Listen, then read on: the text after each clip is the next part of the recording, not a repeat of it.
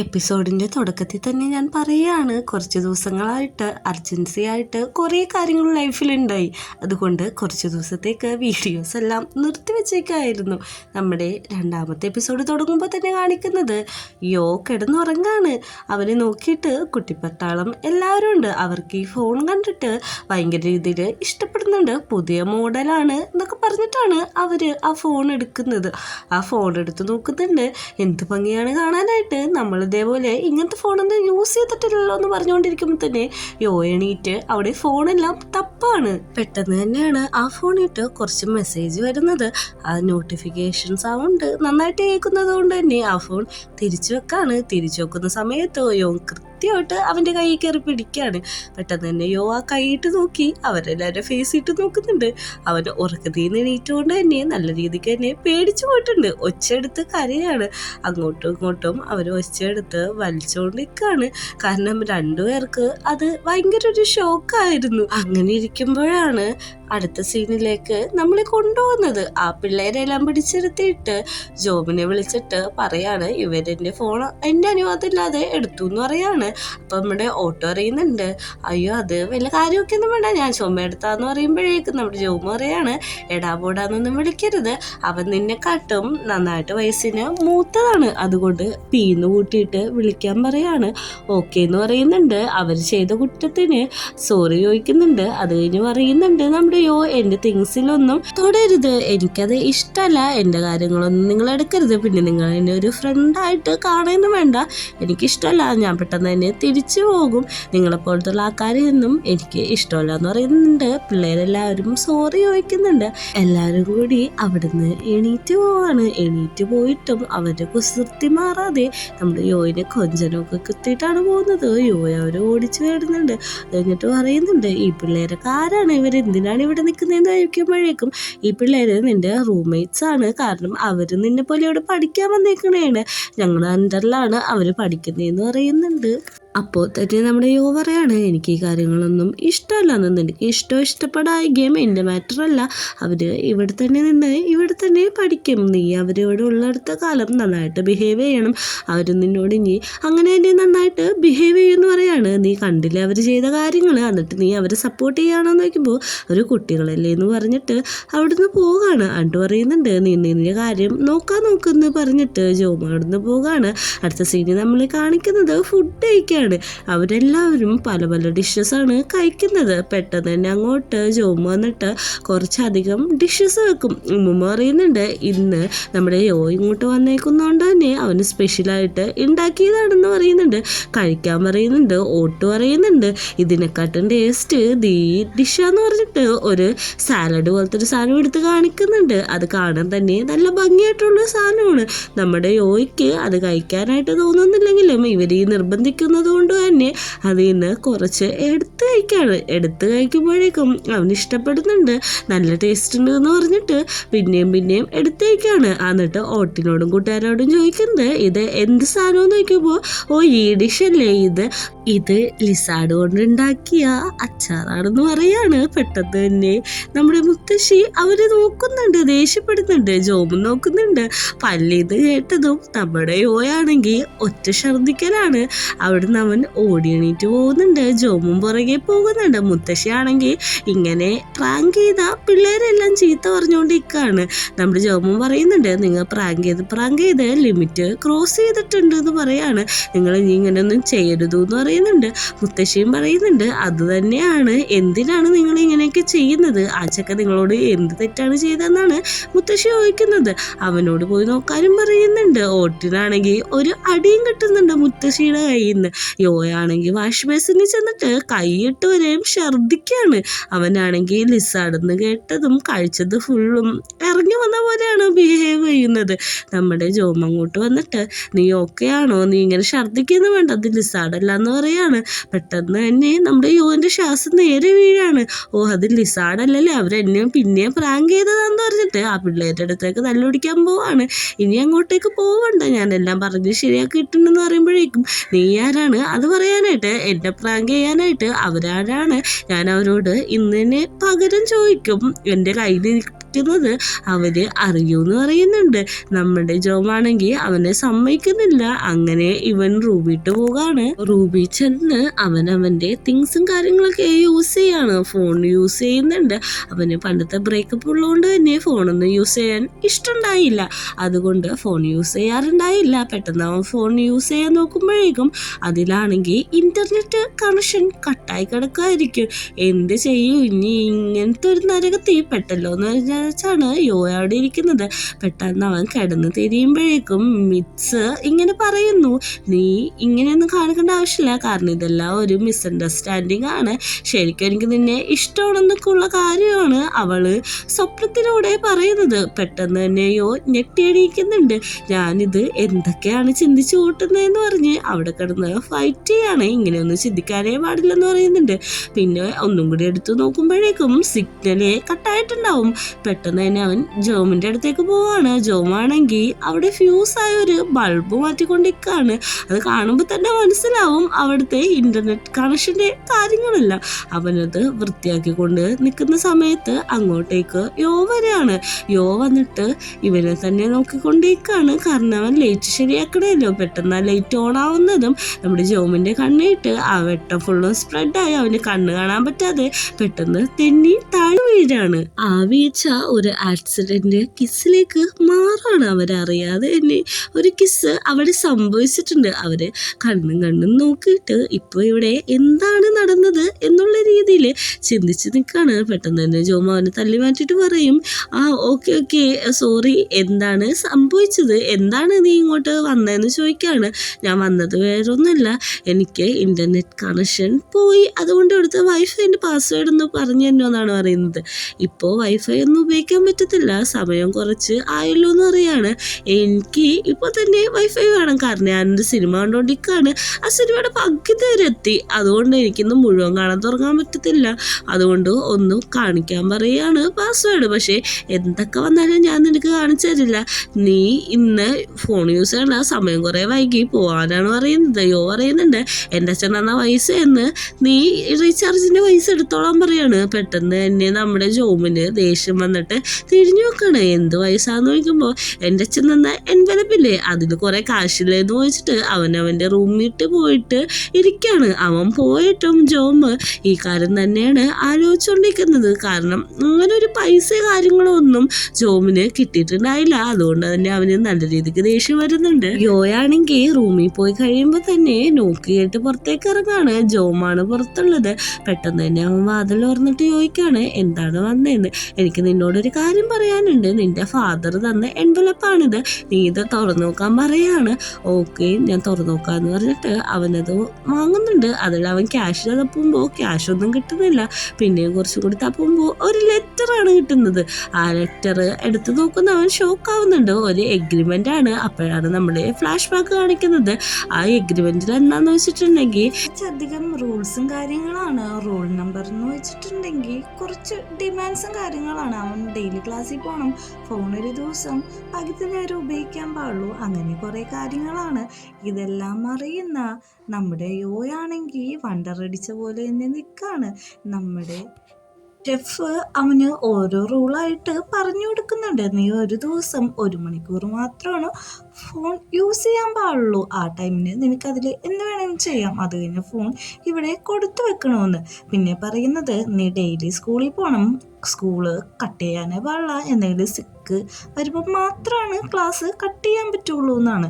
ഇതെല്ലാം കേട്ടിരിക്കുന്ന നമ്മുടെ യോയ്ക്ക് നല്ല രീതിക്ക് ഭ്രാന്ത് കയറുന്നുണ്ട്. അച്ഛനമ്മേനെ അവനൊരു വൃത്തിയിട്ട വാക്ക് പറയുന്നുണ്ട്. അത് കേൾക്കുന്ന നമ്മുടെ ഷെഫാണെങ്കിൽ അവൻ്റെ നേരെ ചാടിക്കയറിയിട്ട് പറയുന്നുണ്ട്, ഇത് ഞങ്ങളുടെ ഇവിടുത്തെ റൂളാണ്, ഇവിടെ ബാഡായിട്ടുള്ള വേർഡ്സ് ഒന്നും യൂസ് ചെയ്യാൻ പാടില്ല. അത് നിൻ്റെ സ്വന്തം ഫാദറിനെയും മദറിനെയാണ് നീ അങ്ങനെ വിളിച്ചേക്കുന്നത്, നിനക്ക് നാണാവുന്നില്ലേന്ന് ചോദിച്ചിട്ട് നല്ല രീതിക്ക് ചീത്ത പറഞ്ഞിട്ടാണ് ഷെഫ് മുറിയിൽ നിന്ന് എണീറ്റ് പോകുന്നത്. പിറ്റേ ദിവസം രാവിലെ ആവുന്നുണ്ട്. നമ്മുടെ യോയാണെങ്കിൽ നല്ല രീതിക്ക് സമാധാനത്തോടെ കിടന്നുറങ്ങുകയാണ്. ആ സമയത്താണ് കുട്ടിപ്പട്ടാളങ്ങൾ എല്ലാവരും കൂടി അങ്ങോട്ട് കുറച്ച് മ്യൂസിക്കൽ ഇൻസ്ട്രുമെൻറ്റും പിടിച്ചുകൊണ്ട് വരുന്നത്. അവരാണെങ്കിൽ അതെല്ലാം ഭയങ്കര ശബ്ദത്തിൽ ഒരുമിച്ച് പ്ലേ ചെയ്യാണ്. കിടന്നുറങ്ങിയ യോയാണെങ്കിൽ ഈ സൗണ്ടെല്ലാം കേട്ടിട്ട് പേടിച്ച് ഞെട്ടി എണീക്കാണ്. പുറത്തു പോയി നോക്കുമ്പോൾ ഇവരാണ്. നിങ്ങൾക്ക് അറിയില്ല ഞാനിവിടെ കിടന്ന് ഉറങ്ങാന്ന്, പിന്നെ എന്തിനിങ്ങനെയൊക്കെ ചെയ്തെന്ന് വെച്ചപ്പോൾ ഇത് എണീക്കേണ്ട സമയമായി. മുത്തശ്ശി എല്ലാവരെയും ബ്രേക്ക്ഫാസ്റ്റ് കഴിക്കാൻ വിളിക്കുന്നുണ്ട്. താഴത്തേക്ക് വന്നു എന്ന് പറയുന്നുണ്ട്. എനിക്ക് ഉറങ്ങണം, നിങ്ങൾ പോകാൻ പറഞ്ഞിട്ടും അവരവിടെ നിന്ന് ഇൻസ്ട്രുമെന്റ് കൊട്ടിക്കൊണ്ടിരിക്കുകയാണ്. ഞാൻ പറയുന്നത് നിങ്ങളൊന്നിലേക്ക് അനുസരിക്കണം. എനിക്ക് നിങ്ങൾ പറയുന്ന അനുസരിക്കേണ്ട ആവശ്യമില്ലല്ലോ, അതുകൊണ്ട് തന്നെ നിങ്ങൾ താഴത്തേക്ക് വന്നോ എന്ന് പറയുന്നുണ്ട്. പിള്ളേർ അവിടെ നിന്ന് കൊഞ്ചനം കുത്തി കാട്ടിയിട്ട് താഴത്തേക്ക് ഓടിപ്പോവാണ്. മുത്തശ്ശിയാണെങ്കിൽ എല്ലാവർക്കും വേണ്ടിയിട്ടുള്ള ബ്രേക്ക്ഫാസ്റ്റും കാര്യങ്ങളെല്ലാം എടുത്തു വെച്ചിരിക്കുകയാണ്.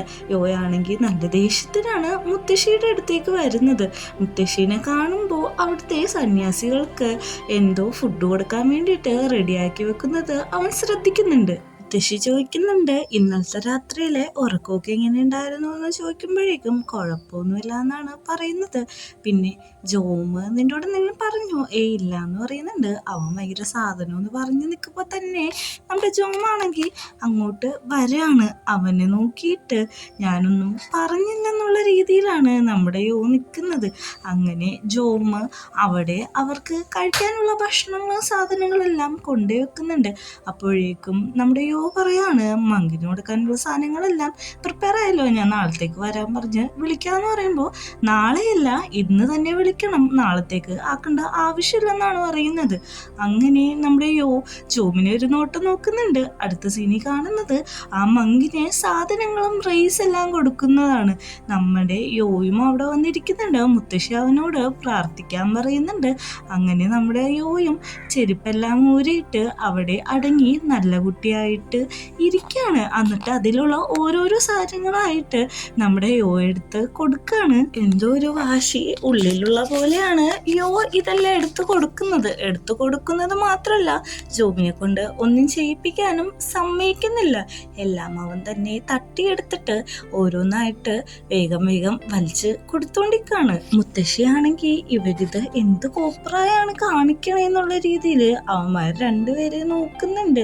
അവന്മാരാണെങ്കിൽ ഭയങ്കര വാശിയിലാണ്. ഞാൻ കൊടുക്കും എന്നുള്ള രീതിയിൽ യോ തന്നെ എടുക്കുന്നുണ്ട്. മുത്തശ്ശി ഇവനെ ഒന്ന് സൂക്ഷിച്ച് നോക്കുന്നുണ്ടെങ്കിലും യോ അതൊന്നും മൈൻഡാക്കാതെ എല്ലാം വാരി വലിച്ച് ഒരുമാതിരി പട്ടിക്കുട്ടികൾക്കൊക്കെ ഇട്ട് കൊടുക്കണ പോലെയാണ് കൊടുത്തുകൊണ്ടിരിക്കുന്നത്. ഇത് കാണുന്ന മങ്കവനോട് പറയുന്നുണ്ട്, മതി നീ നിർത്ത്, നീ ഒരു കാര്യം ചെയ്യേ, നീ എല്ലാം അകത്ത് കൊണ്ട് വെച്ചോളാൻ പറയാണ്. മങ്കിനോട് അവൻ പറയുന്നുണ്ട്, എനിക്ക് ഒറ്റക്കൊരു ദിവസം ഇങ്ങനെ നിങ്ങളെ ഫീഡ് ചെയ്യിപ്പിക്കണമെന്നുണ്ട്, അഡ്രസ്സ് പറഞ്ഞു തരുമെന്ന് വയ്ക്കുന്നുണ്ട്.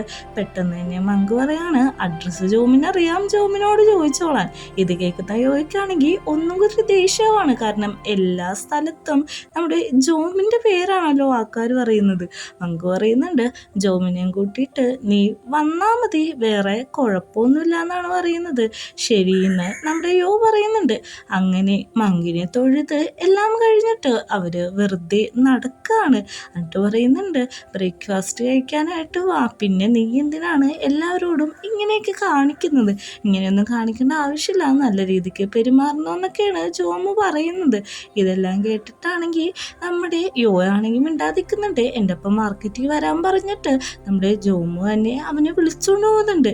യോയാണെങ്കിൽ ആദ്യമായിട്ട് കാറിൽ കയറിയ കുട്ടികളെ പോലെയാണ് എല്ലാ സ്ഥലവും ഭയങ്കര സൂക്ഷ്മമായിട്ടാണ് നോക്കിക്കൊണ്ടിരിക്കുന്നത്.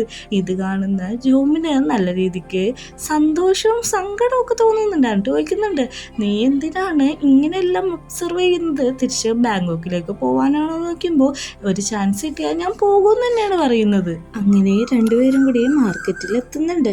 നമ്മുടെ യോ ചോദിക്കുന്നുണ്ട്, ഞാൻ നിങ്ങളുടെ വീട്ടിൽ പഠിക്കാനല്ലേ വന്നത്, പിന്നെ നിങ്ങൾ എന്തിനാണ് സാധനങ്ങളെല്ലാം മേടിക്കാനായിട്ട് എന്നെയും കൊണ്ട് മാർക്കറ്റിലിട്ട് വന്നേക്കുന്നതെന്ന് ചോദിക്കുമ്പോഴേക്കും ഞാൻ നിന്നെയും കൊണ്ട് വന്നത് എനിക്ക് യൂണിഫോമും കാര്യങ്ങളൊക്കെ മേടിക്കാനാന്ന് പറയുന്നുണ്ട്.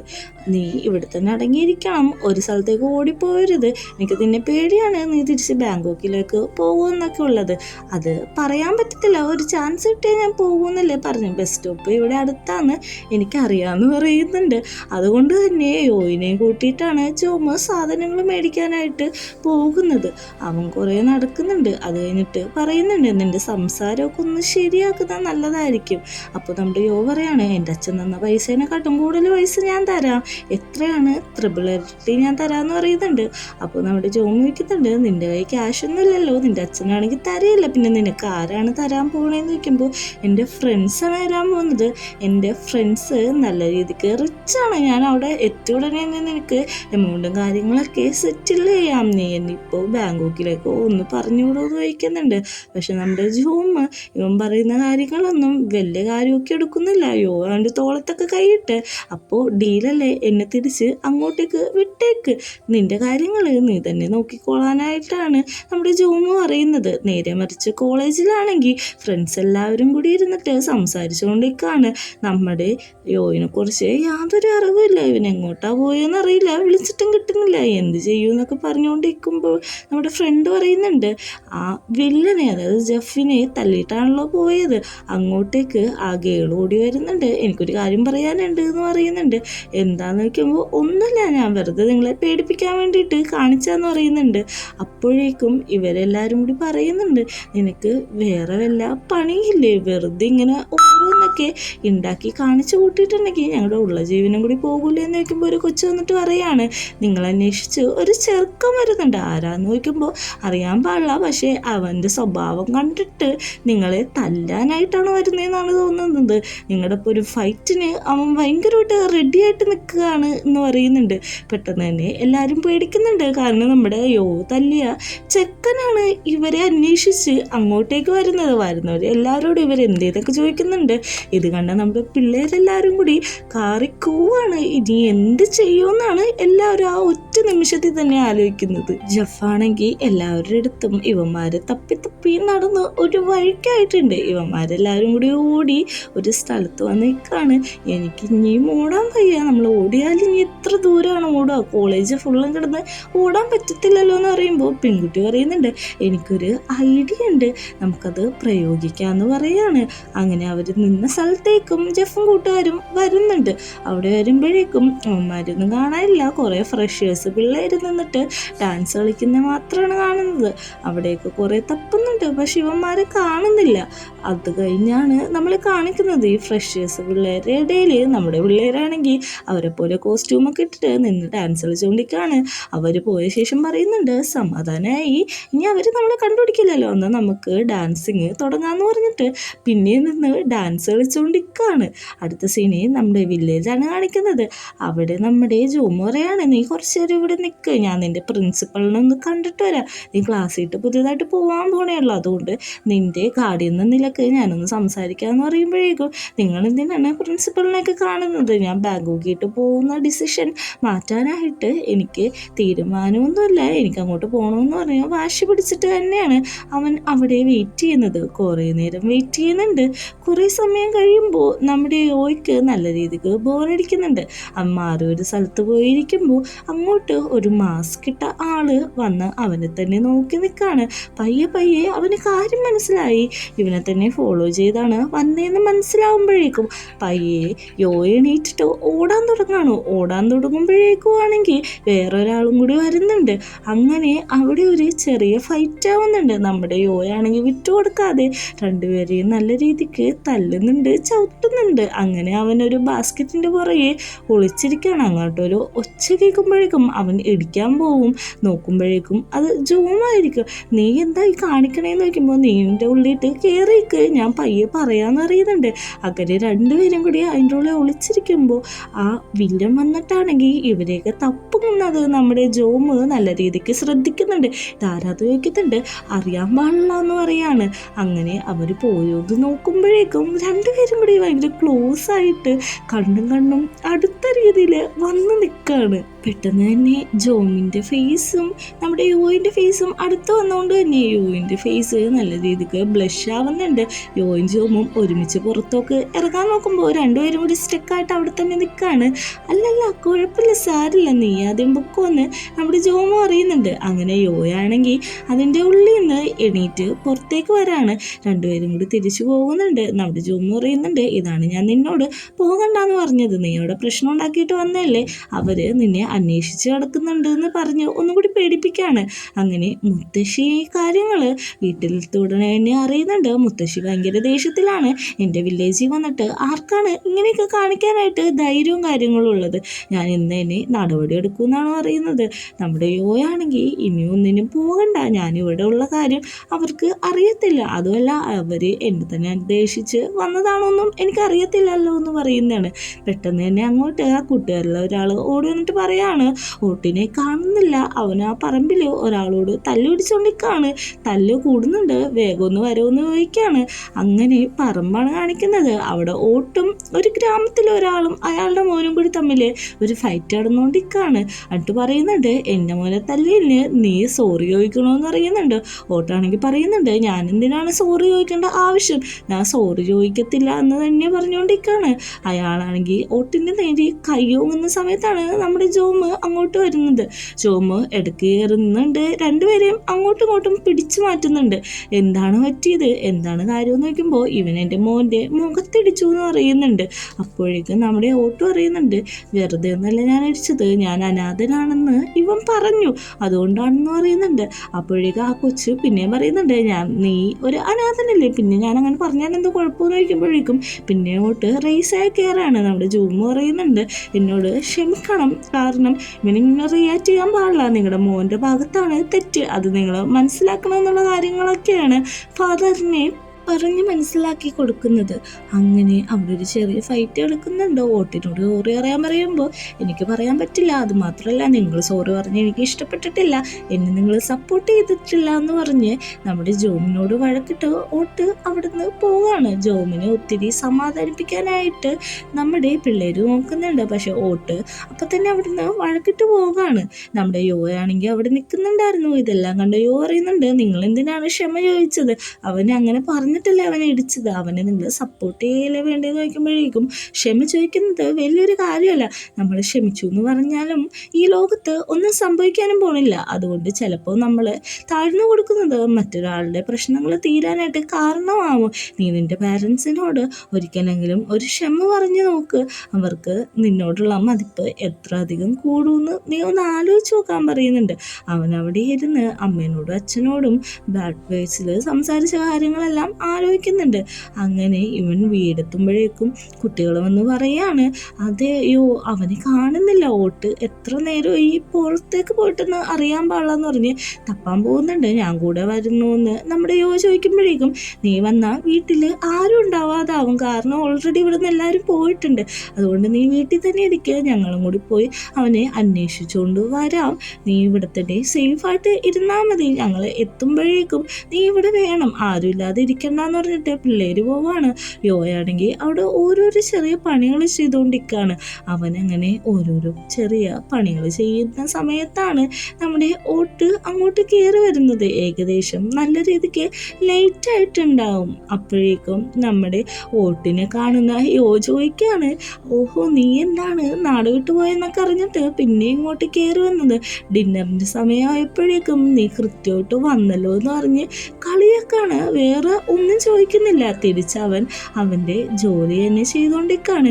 ഇത് കേൾക്കുന്ന ഓട്ടാണെങ്കിൽ തിരിച്ച് നടന്നിട്ട് ചോദിക്കുകയാണ്, നീ എൻ്റെ അടുത്ത് വേറൊന്നും ചോദിക്കുന്നില്ലേ, എന്നെ കാണാതായ കാര്യമൊന്നും ചോദിക്കുന്നില്ലേ എന്ന് ചോദിക്കുമ്പോഴേക്കും ആരാണ് ഇവിടുന്ന് ഓടിപ്പോവാതിരിക്കുന്നത്, ഇവിടെ താമസിക്കുന്ന നിനക്കും അങ്ങനെ തോന്നി, എനിക്കും അങ്ങനെ തോന്നി, ഇവിടെ നിൽക്കാനായിട്ട് എനിക്ക് വലിയ താല്പര്യമൊന്നുമില്ല, നമ്മുടെ തീരുമാനമാണ് ശരി, നമുക്ക് ഇവിടുന്ന് ഓടിപ്പോകാനില്ല, എല്ലാ ഡിസിഷൻസും ഉണ്ടെന്നാണ് പറയുന്നത്. അത് തന്നെയാണ് ഞാനും പറയുന്നത്, നമ്മൾ രണ്ടുപേരും ഒരു സെറ്റാന്ന് പറഞ്ഞിട്ട് രണ്ടുപേരും അങ്ങോട്ടും ഇങ്ങോട്ട് കൈയൊക്കെ അടിച്ചിട്ട് നമുക്ക് ഇവിടെ നിന്ന് രണ്ടുപേർക്കും കൂടി ഒരുമിച്ച് രക്ഷപ്പെടണം, ഇവിടെ നിൽക്കരുത്, ജോമിൻ്റെ അടിമ ആവരുത് എന്നൊക്കെയാണ് രണ്ടുപേരും കൂടി സംസാരിച്ചുകൊണ്ടിരിക്കുന്നത്. പെട്ടെന്ന് അങ്ങോട്ട് ജോമ് കയറി തന്നെയാണ്, നിങ്ങൾ എന്താണ് സംസാരിച്ചുകൊണ്ടിരിക്കുന്നത്, പിന്നെ നീ എപ്പോഴാണ് വന്നതെന്ന് ചോദിക്കുമ്പോൾ ഞാനിപ്പോഴാണ് വന്നതെന്ന് ഭയങ്കര ഡീസൻ്റ് ആയിട്ടാണ് ഓട്ട് പറഞ്ഞുകൊണ്ടിരിക്കുന്നത്. ഇത് കാണുന്ന നമ്മുടെ അവനെ തന്നെ നോക്കുന്നുണ്ട്. അതെ, ഇവിടെ ഫുഡൊക്കെ റെഡി ആയിട്ടുണ്ട്, നീ ഭക്ഷണം കഴിക്കുന്നുണ്ടോ എന്ന് ചോദിക്കുന്നുണ്ട്. ഞാൻ ഭക്ഷണം കഴിക്കാൻ പോവാണ് എന്ന് പറയുന്നുണ്ട്. അപ്പോഴേക്കും നമ്മുടെ ചോദിക്കുന്നുണ്ട്, എങ്ങനെയാണ് മനുഷ്യർക്ക് എങ്ങനെ രണ്ട് രീതിയിൽ സംസാരിക്കാൻ പറ്റുകയെന്ന്. നമ്മുടെ ജോമാണെങ്കിൽ ഇത് കേട്ടിട്ട് പറയുന്നുണ്ട്, കൂടുതൽ കാര്യങ്ങൾ ഒന്നും സംസാരിക്കേണ്ട ആവശ്യമില്ല എന്ന് പറഞ്ഞേക്കുമ്പോൾ തന്നെ അവൻ്റെ ഫ്രണ്ട്സ് എല്ലാവരും കൂടി ഓട്ടോയെന്ന് വിളിച്ചിട്ട് അങ്ങോട്ട് ഓടി വരാണ്. പറയുന്നുണ്ട്, ഞങ്ങൾ വിചാരിച്ച് നീ നാട് വിട്ട് പോകാൻ പോണെന്ന്. ആരാണ് നാട് വിട്ട് ഇനി പോകാൻ പോകുന്നതെന്നാണ് അവൻ ചോദിക്കുന്നത്. ഇത് കേൾക്കുന്ന യോക്ക് നല്ല രീതിക്ക് ദേഷ്യമായിട്ട് ചോദിക്കുന്നുണ്ട്, നീ എന്തൊക്കെയാണ് സംസാരിക്കുന്നത്, കുറച്ച് മുമ്പ് നീ ഇവിടുന്ന് നമുക്ക് പോകാമെന്ന് പറഞ്ഞു, ഇപ്പോൾ ഇവിടെ നിൽക്കാമെന്ന് പറയുന്നു എന്ന് പറയുന്നു. അപ്പോൾ ഓട്ടോ പറയുന്നത്, ആരാണ് അല്ലെങ്കിൽ ഇവിടുന്ന് പോകാൻ പോകുന്നത്, ഗ്രാൻഡ്മ അത്ര രീതിക്ക് നല്ല രീതിക്കാണ് ടേസ്റ്റിൽ ഫുഡൊക്കെ ഉണ്ടാക്കുന്നത്, എനിക്കത് ഒത്തിരി മിസ് ചെയ്യും, അതുകൊണ്ട് ഞാനിവിടുന്ന് പോകാനൊന്നും പോകുന്നില്ല, ഞങ്ങൾ എല്ലാവരും കൂടി ഫുഡ് കഴിക്കാൻ പോകാൻ പോണേന്ന് പറഞ്ഞിട്ട് അവിടുന്ന് ഓട്ട് പറയുന്നുണ്ട്. ഓന്ത് നിറം മാറും, ഇതേപോലെ അൺഅവൈലബിൾ ആണ്, അതേപോലെ വിശ്വസിക്കാനും പറ്റുന്നില്ല എന്ന് പറയാണ്. അപ്പോഴേക്ക് നമ്മുടെ ജോം പറയുന്നുണ്ട്, കുട്ടികളെല്ലാവരും അങ്ങനെയാണ്, അവർ പറഞ്ഞ കാര്യങ്ങളെല്ലാം മറന്നു പോകും, അവർക്ക് ഇഷ്ടപ്പെടുന്ന കാര്യങ്ങൾ അവർ പിന്നെ ഫോക്കസ് ചെയ്യുന്നുള്ള കാര്യങ്ങളൊക്കെയാണ് ജോമ് പറയുന്നത്. അങ്ങനെ രാത്രിയാവുമ്പോഴേക്കും നമ്മുടെ യോയാണെങ്കിൽ അച്ഛനും അമ്മക്കും ഒന്ന് മെസ്സേജ് അയച്ച് നോക്കാമെന്ന് പറഞ്ഞിട്ട് അവർക്ക് മെസ്സേജ് അയക്കാൻ നോക്കുകയാണ്. എന്നിട്ട് എങ്ങനെയാണ് അവരോട് സോറി പറയണ്ടേന്നുള്ള രീതിയിലാണ് ഇരിക്കുന്നത്. അവൻ സോറിന്ന് ടൈപ്പ് ചെയ്യുന്നുണ്ട് അമ്മക്ക്, അല്ലെങ്കിൽ വേണ്ട അത് അയക്കണ്ട എന്ന് പറയുമ്പോഴേക്കും കൈതട്ടി അത് സെൻഡ് ആവുന്നുണ്ട്. അങ്ങനെ അച്ഛനും അമ്മയും അത് റീഡ് ചെയ്യുന്നുണ്ട്. പെട്ടെന്ന് തന്നെ അവൻ അയ്യോ അവർ കണ്ടല്ലോ എന്നുള്ള രീതിയിലാണ് നിൽക്കുന്നത്. അച്ഛനാദ്യം കളിയാക്കുന്നുണ്ട്, നീ ജോമാണോ എന്നൊക്കെ ചോദിച്ചിട്ട് എന്നിട്ട് പറയുന്നുണ്ട്, കുഴപ്പമില്ല, ഞാൻ നിൻ്റെ കളിയാക്കിയതാണ്, എല്ലാം അംഗീകരിച്ചു എന്ന്. ജോമിനോട് ഒരു സോറി പറഞ്ഞേക്കാന്ന് പറഞ്ഞിട്ട് നമ്മുടെ ചെക്കൻ രാവിലെ ആണെങ്കിൽ പല രീതിയിൽ സോറി പറഞ്ഞ് പ്രാക്ടീസ് ചെയ്തുകൊണ്ടിരിക്കുകയാണ്. ഇതെല്ലാം കേട്ടോണ്ട് പുറത്ത് നമ്മുടെ കുട്ടിപ്പട്ടാരം ക്ലീനിങ്ങിലാണ്. യോയാണെങ്കിൽ ആദ്യം വാതിൽ തുറന്നിട്ട് ജോം അവിടെ ഉണ്ടോ, ജോമിനോട് ഒരു സോറി പറഞ്ഞേക്കാന്നുള്ള രീതിയിൽ പയ്യെ ഇറങ്ങി വരികയാണ്. അവൻ ചുറ്റുമുള്ളതൊന്നും നോക്കുന്നില്ല. ജോമിന് ആദ്യം കാണണം, സോറി പറയണം, ഇത് മാത്രമാണ് അവൻ്റെ മൈൻഡിലുള്ളൂ. അവനിങ്ങനെ ക്യാറ്റിനെ പോലെ നടന്നു പോകുന്നത് നമ്മുടെ പിള്ളേർ ഭയങ്കര അത്ഭുതത്തോടെയാണ് കണ്ടുകൊണ്ടിരിക്കുന്നത്. യോയാണെങ്കിൽ ജനൽ വഴി എത്തി നോക്കുന്നുണ്ട്. പെട്ടെന്ന് തന്നെ പിള്ളേർ പുറകിൽ നിന്ന് വിളിക്കുകയാണ്. അത് ഞങ്ങൾക്ക് മനസ്സിലാവുന്നില്ല, നീ എന്താണ് ഈ കാണിച്ചുകൊണ്ടിരിക്കുന്നതെന്ന്. പെട്ടെന്ന് തന്നെ ഞെട്ടുന്നുണ്ട്. അവൻ പറയുന്നുണ്ട്, മുത്തശ്ശി എന്തേന്ന് വയ്ക്കുമ്പോൾ മുത്തശ്ശി പാടത്തേക്ക് രാവിലെ തന്നെ പോയി, ജോം എന്തേന്ന് വയ്ക്കുമ്പോൾ മാർക്കറ്റിട്ട് പോയി, നീ എന്താണ് അന്വേഷിക്കുന്നതെന്ന് വയ്ക്കുമ്പോഴേക്കും ഒന്നുമില്ല, ഞാൻ ചുമ്മാ ഇവിടെയൊക്കെ കണ്ടതാണ് പറയുന്നത്. പിള്ളേരാണെങ്കിൽ ഇതെല്ലാം വിശ്വസിക്കാത്ത രീതിയിൽ ഒന്ന് വിശ്വസിക്കുന്നുണ്ട്. അങ്ങനെ ഇരിക്കുമ്പോഴാണ് പിള്ളേർ പറയുന്നത്, നമുക്ക് എന്തുകൊണ്ട് ഫ്രണ്ട്സ് ആയിക്കൂടാ, നമ്മളെല്ലാം ഓൾമോസ്റ്റ് ഏകദേശം ഒരേ പ്രായമല്ലോ, 1 വയസ്സിനല്ലേ വ്യത്യാസം വരുന്നുള്ളൂ, ഞങ്ങളെ നീ കൂട്ടത്തിൽ കൂട്ടണം എന്ന് പറയാണ്. നമ്മുടെ യോയ്ക്കാണെങ്കിൽ അത് അക്സെപ്റ്റബിൾ ആണ്, കാരണം അവന് ഇവിടെ ഫ്രണ്ട്സ് ഒന്നും ഇല്ലല്ലോ, അതുകൊണ്ട് അവർ ഫ്രണ്ട്സ് ആയിട്ടുണ്ട്. അങ്ങനെ രാവിലെ തന്നെ എല്ലാവരും കൂടി മാങ്ങാത്തോട്ടത്തിൽ മാങ്ങ പറിക്കാൻ വേണ്ടി ചെല്ലാണ്. യോയ്ക്ക് ഇതൊക്കെ ആദ്യത്തെ എക്സ്പീരിയൻസ് ആണല്ലോ. പിള്ളേർ പറയുന്നുണ്ട്, നല്ലപോലെ പറിക്കണം, വെയിൽ മൂക്കണം മുമ്പ് നമുക്ക് പറിച്ചിട്ട് പോകാമെന്ന് പറയുന്നുണ്ട്. കുറേ കിടന്ന് പറിക്കാനായിട്ട് നോക്കുന്നുണ്ട്. ഓരോന്നും താഴത്തേക്ക് വീഴാതെ അവൻ വെറുതെ കുത്തി കളിച്ചോണ്ടിരിക്കണോ. ഓട്ടൊക്കെ പറയുന്നുണ്ട് പയ്യെ കുത്താൻ. പെട്ടെന്ന് എന്തോ താഴെ വീണ് അവരെ എടുത്തു നോക്കുമ്പോഴേക്കും അത് തേനീച്ച കൂടായിരിക്കും ഇളകി വീണത്. പിള്ളേരെല്ലാവരും കൂടി പേടിക്കുന്നുണ്ട്, കാരണം അതൊരു കൂട്ടത്തോടെയാണ് ഇളകിയിരിക്കുന്നത്. ഇനിയൊന്നും ചെയ്യാൻ പറ്റില്ല എന്ന് മനസ്സിലായവരെല്ലാവരും കൂടി അവിടുന്ന് ജീവനം കൊണ്ട് ഓടുന്ന വഴി പോലും ആ മാങ്ങ പറിക്കുന്ന തോട്ടി കളയാതെ അവനത് കയ്യിൽ ഹോൾഡ് ചെയ്ത് വെച്ചിട്ടുണ്ട്. അവിടെയാണെങ്കിൽ നമ്മുടെ ജോമ് ഒരു പൈപ്പ് റിപ്പയർ ചെയ്തുകൊണ്ടിരിക്കണായിരിക്കും. ദൂരെ നിന്നുള്ള ഈ കരച്ചിലും ബഹളവും ഒക്കെ അവൻ കേൾക്കുന്നുണ്ട്, പക്ഷെ എന്താണെന്ന് മനസ്സിലാവില്ല. നോക്കുമ്പോഴായിരിക്കും നമ്മുടെ പിള്ളേരെല്ലാവരും കൂടി കരഞ്ഞുകൊണ്ട് ഓടി വരുന്നത്. എന്താണ് പറ്റിയെന്ന് അറിയാതെ ജോമ് നല്ല രീതിക്ക് ടെൻഷൻ അടിക്കുന്നുണ്ട്. അവനും അവരുടെ അടുത്തേക്ക് ഓടിപ്പോകുന്നുണ്ട്. എന്താണ് പറ്റിയെന്ന് ചോദിക്കുമ്പോഴേക്കും പറഞ്ഞേക്കാൻ സമയമില്ല, വേഗം നമുക്ക് വെള്ളത്തിട്ട് ചാടാന്ന് പറഞ്ഞിട്ട് ജോമിനെയും കൂടി കൂട്ടിയിട്ടാണ് വെള്ളത്തിട്ട് ചാടുന്നത്. എല്ലാങ്ങളും വെള്ളത്തിൻ്റെ അടിയിലേക്ക് ആഴ്ന്നു പോകുന്നുണ്ട്. ആരാണോ ഈ ബുദ്ധി കണ്ടുപിടിച്ചതെന്ന് അറിയാൻ പാടില്ല. അത് കഴിഞ്ഞിട്ട് വീട്ടിൽ വന്നിട്ട് 4 പേരും കൂടി ഇരുന്നിട്ട് അതിൻ്റെ മുട്ടും സാധനങ്ങളൊക്കെ എടുത്ത് കളഞ്ഞുകൊണ്ടിരിക്കുകയാണ്. മുത്തശ്ശി ഇത് കണ്ടിട്ട് ചീത്ത അറിയുന്നുണ്ട്. നിങ്ങളോട് ആരാണ് പറഞ്ഞത് ഇനി മാങ്ങത്തോട്ടത്തിൽ എൻ്റെ അനുവാദമില്ലാതെ പോയിട്ട് മാങ്ങ പറിക്കാമെന്നാണ് ചോദിക്കുന്നത്. പിള്ളേർ ഇതൊന്നും ശ്രദ്ധിക്കാതെ അവർ ഓരോ സൂചിയും കൊണ്ട് ആ കുത്തിയ സ്ഥലത്തൊക്കെ വൃത്തിയാക്കിക്കൊണ്ടിരിക്കുകയാണ്. പോട്ടെ, ഇനി പറഞ്ഞിട്ട് കാര്യമൊന്നുമില്ലല്ലോ, അതുകൊണ്ട് ഞാൻ നിങ്ങളെ ചീത്ത പറഞ്ഞിട്ട് വലിയ കാര്യമൊന്നുമില്ല എന്നാണ് മുത്തശ്ശി പറയുന്നുണ്ട്. 4 പേർക്കും കിട്ടിയത് നല്ല കാര്യമായി, ഒരാൾക്ക് മാത്രം ഹേർട്ടായില്ലല്ലോ എന്ന് പറയുന്നുണ്ട്. ഇവർ 3 പേരും കൂടി ഇങ്ങനെ ഇരുന്ന് ചെയ്യുന്നുണ്ട്. നമ്മുടെ യോയാണെങ്കിൽ ഇതൊന്നും ശ്രദ്ധിക്കാതിരിക്കുകയാണ്. ജോമു വന്നിട്ട് ഫസ്റ്റ് എയ്ഡ് കിറ്റ് കൊടുക്കുന്നുണ്ട്. നിങ്ങളോട് ആരാണ് ഇതൊക്കെ ചെയ്യാൻ പറഞ്ഞതെന്ന് പറഞ്ഞ് അവൻ ദേഷ്യപ്പെടുന്നുണ്ട്. യോയാണെങ്കിൽ അവിടുന്ന് ചാടി എണീക്കാണ്.